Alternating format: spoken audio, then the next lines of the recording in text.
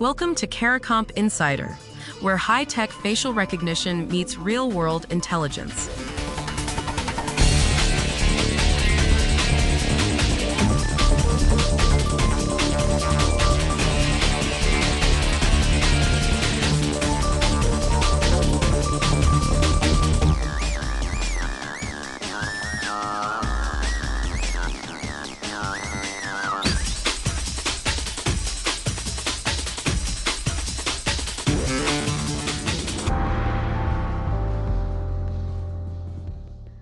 Congress just funded a permanent biometric surveillance system inside the Department of Homeland Security.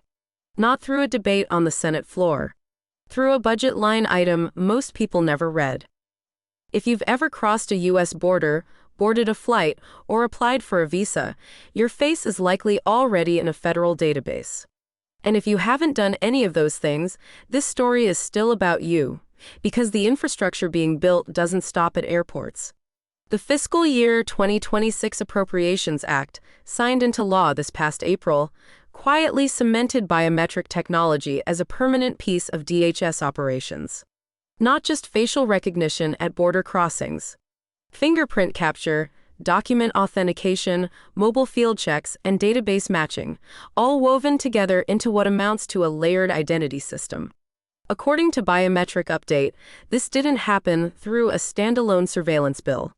It happened through the budget. So the question running through today's episode is simple. When surveillance expands through spending bills instead of public policy debates, what actually keeps it in check? Start with one specific provision buried in the funding law.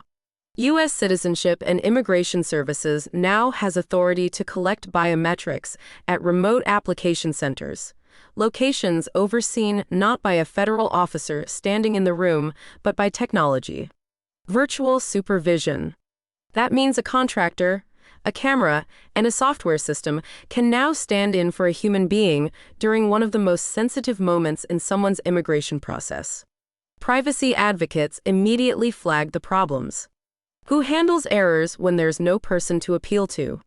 What happens to data quality when biometric collection moves out of controlled federal facilities and into technologically mediated settings? And who exactly are the contractors running these centers? That provision doesn't exist in isolation. It's the third domino in a sequence.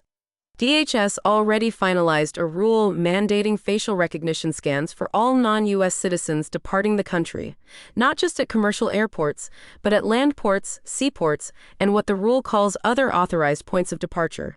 That language covers private aircraft and pedestrian border lanes.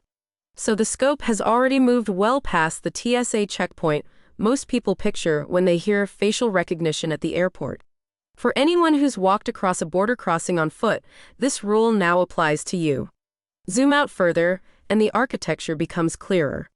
According to reporting from Biometric Update and FedScoop, DHS isn't purchasing individual biometric tools one at a time. The agency is building an interconnected identity environment. Facial recognition feeds into fingerprint databases. Document verification systems cross-reference biometric records. Field agents carry mobile devices that can run checks on the spot. Each layer reinforces the others. For an investigator working a single case, running a facial comparison against a case file is standard, court-tested methodology.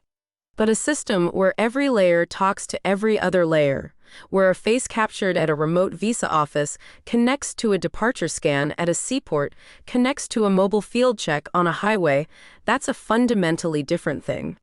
And for everyday people, it means your biometric data doesn't just sit in one place for one purpose.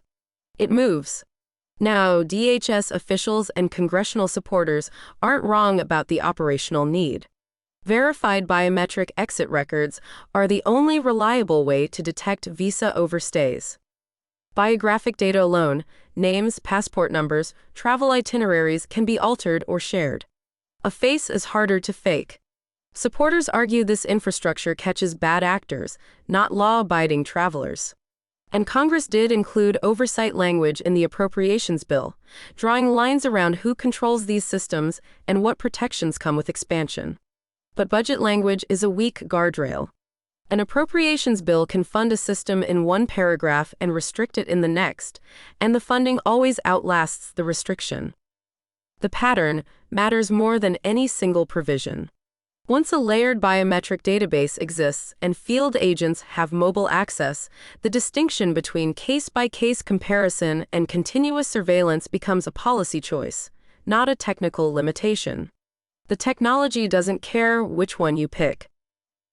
So, a funding law most people will never hear about just made biometric surveillance a permanent part of how the U.S. government processes, tracks, and verifies identity. It happened through the budget, not through a public debate. And the system being built connects facial recognition, fingerprints, documents, and mobile field checks into a single architecture that reaches from airports to pedestrian border lanes to remote visa offices with no federal officer in the room. Whether you run facial comparisons for a living or you just handed your passport to a camera last time you flew home, that expansion is now part of the landscape you're standing in. The written version goes deeper, links below. Now you know something most people in this industry don't. Use it. And when you're ready to put it to work, caracomp.com. We'll see you tomorrow.